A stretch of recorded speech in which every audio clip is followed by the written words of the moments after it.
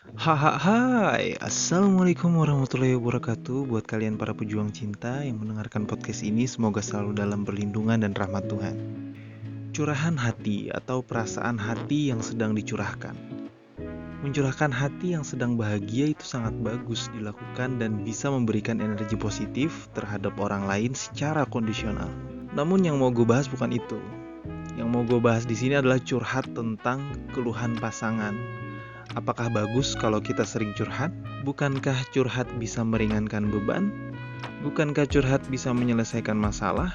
Bukankah dengan curhat itu sama aja kita minta pendapat orang lain karena memang kita terbatas dalam menghadapi masalah? Oke, gue jawab dengan pertanyaan ya.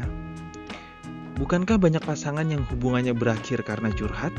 Bukankah pada saat curhat kita sedang berada dalam emosi negatif? Bukankah curhat adalah suatu keadaan di mana kita merasa menjadi korban?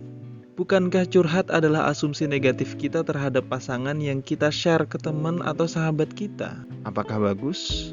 Apakah baik? Apakah solusi dari teman atau sahabat adalah yang paling tepat? Dari semua premis dan pertanyaan yang telah gue paparkan tadi, ada satu pertanyaan utama yang mengarahkan kita ke inti masalah, yaitu apakah kita sudah curhat ke orang yang tepat? Yuk kita bahas pelan-pelan tentang curhat ya. Dengerin ini dengan serius, perbaiki posisi duduk dan rebahan kalian, kencangkan suara headset, dan mari kita mulai.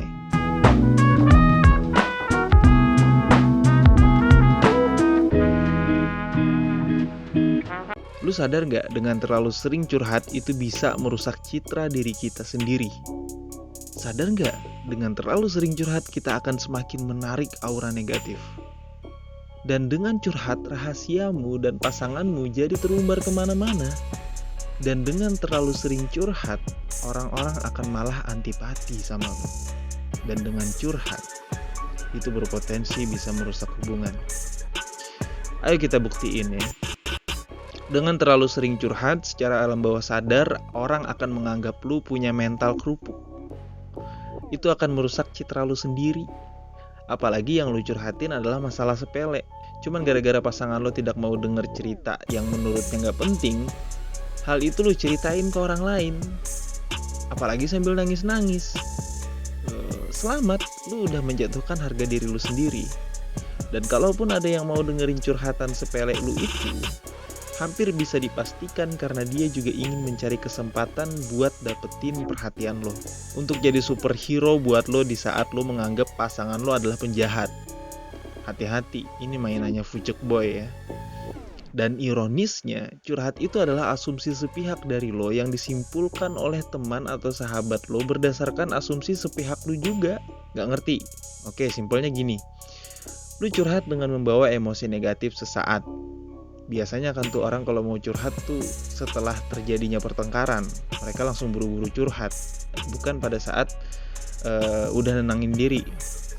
Nah, lu curhat dengan membawa emosi negatif serta asumsi negatif sepihak dari lo tentang pasangan lo. Misal lo cerita bahwa lo dikasarin sama pasangan lo hanya karena gara-gara lo lupa ngabarin mau jalan sama temen-temen. Nah, jika yang dengerin curhatan lo itu lawan jenis, maka dia akan menyimpulkan bahwa pasangan lo temperamental dan gak bisa dijadikan pasangan yang baik. Kesimpulan ini berdasarkan asumsi negatif sepihak yang lo bawa sendiri. Padahal banyak sekali tuh variabel yang mendasari pasangan lo berlaku kasar secara verbal atau makian.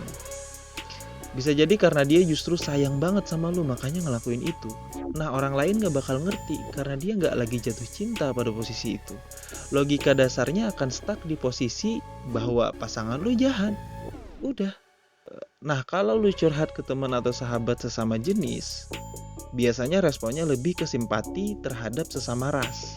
Misal lu cewek curhat ke temen cewek juga nih, biasanya rata-rata nih ya, responnya adalah, ih, lu jangan mau jadi cewek yang gampang digituin. Mereka bahkan gak nanya secara detail kenapa cowoknya melakukan hal itu. Rasa emosi atas dasar sesama ras perempuan yang didahulukan. Nah, ini justru berakibat buruk dengan hubungan lo sendiri, yang sejatinya lu bisa omongin baik-baik secara jujur ke pasangan, tapi malah lu lebih milih curhat ke orang lain yang tidak merasakan cinta seperti yang lu rasain. Paham? Kalau nggak paham, komen aja di bawah, maka gue bakal bahas khusus tentang hal ini di konten selanjutnya. Pembuktian kedua, terlalu sering curhat bisa menarik aura negatif yang lebih banyak ke diri lo. Setelah gue kasih case pertama tadi, gue yakin kalian sedikit kurangnya bisa menjawab pembuktian kedua ini. Otomatis jelas akan menarik lebih banyak aura negatif. Apalagi kalau lu sering dapat simpati dari curhatan lu. Secara alam bawah sadar, lu akan merasa didukung dengan emosi negatif. Bayangin tuh, gue ulang ya. Lu akan ngerasa didukung dengan emosi negatif. Akhirnya lu akan beranggapan bahwa emosi negatif lu itu bener. Dan lu bakal tambah susah ngebedain mana yang negatif atau yang positif dari pasangan lu. Lu bakal terus mikir negatif sama pasangan lu. Lu bakal mikir, oh iya ya, yang temen gue bilang bener. Lu lebih sering mikir negatif ke pasangan ketimbang positif. Kalau lu sering atau malah terbiasa dikit-dikit curhat, maka akan banyak bad boy dan fucek boy yang menanti kedatangan kalian. Pembuktian ketiga, rahasiamu dan pasangan akan terumbar kemana-mana. Loh kok bisa gitu bang? Kan gue cuma cerita ke teman baik gue. Perlu nggak nih gue jawab? Sekarang gini ya, siapa yang bisa mastiin temen yang lu percaya itu nggak cerita ke orang lain? Hah? Bisa mastiin nggak? Walaupun dengan narasi yang sama, misal kayak gini ya. Lu jangan cerita ke siapa-siapa ya, ini masalah pribadi orang. Terus manusia satunya lagi cerita ke manusia yang lain dengan narasi yang sama. Lu jangan cerita ke siapa-siapa ya. Ini masalah pribadi orang. Gue punya cerita nih, tapi jangan dikasih tahu ke siapa-siapa. Terus aja kayak begitu sampai jadi rahasia umum. Dan kabar buruknya buat kalian yang suka curhat, faktanya belum tentu orang yang tahu curhatan lu itu tadi menganggap lu bener. Bisa jadi sebaliknya. Lu akan dianggap picik lah, lu bakal dianggap salah, lu bakal ditertawain karena lu bego. Siapa yang nyebarin ceritanya? Yep, lu sendiri. Selamat, lu jadi bahan gibahan massal. Oke, pembuktian terakhir ya. Orang akan antipati sama lo. Gue gak perlu jelasin deh ya, gue balikin ke kalian aja. Kalau misal kalian punya temen yang kerjaannya hampir tiap hari ngeluh dan curhat sama lo tentang hubungannya, terus lu udah kasih saran tapi dia lagi-lagi mengeluh tentang hubungan, awalnya lu simpati, akhirnya lu juga bakal enek kan. Lu bakal mikir, emang yang punya masalah lu doang apa? Dan lu akhirnya bandingin masalah yang lu hadapi sama masalah yang dia keluhkan. Kayak kelereng sama bola basket, jauh banget. Lu akhirnya jadi antipati juga kan ujung-ujungnya. Khusus untuk pembuktian terakhir, gue gak mau jelasin detail karena gue yakin para pejuang cinta yang nonton video gue tuh pinter-pinter ya. Oke, kesimpulannya, hal negatif yang lu dapetin kalau terlalu sering curhat. 1. Merusak citra diri sendiri.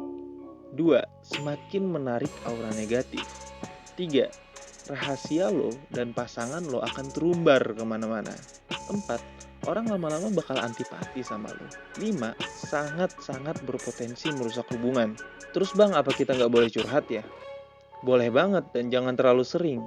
Usahakan lu coba pahami masalah lu sendiri dan cari trigger masalahnya. Dan lu coba selesaikan sendiri dulu, kuatkan mental lu. Jangan dikit-dikit nangis.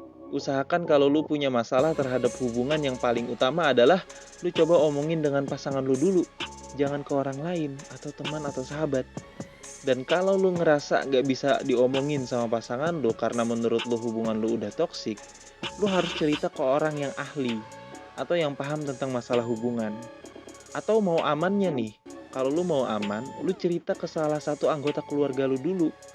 Kalau bisa, yang udah berumah tangga lama dan terlihat langgeng tuh, kalau bisa ya. Itu baru cerdas namanya. Bukan ke teman atau sahabat yang dia sendiri juga sering kandas dalam hubungan. Kan gue jadi ketawa. Intinya jangan sembarangan curhat ke orang ya. Oke, segitu aja. Semoga apa yang gue sampein mudah ditangkap oleh kalian ya. Tidak ada unsur provokasi atau merendahkan gender tertentu. Semua narasi dan statement dalam video ini bersifat substansial dan kondisional. Semoga bermanfaat dan jangan lupa bahagia.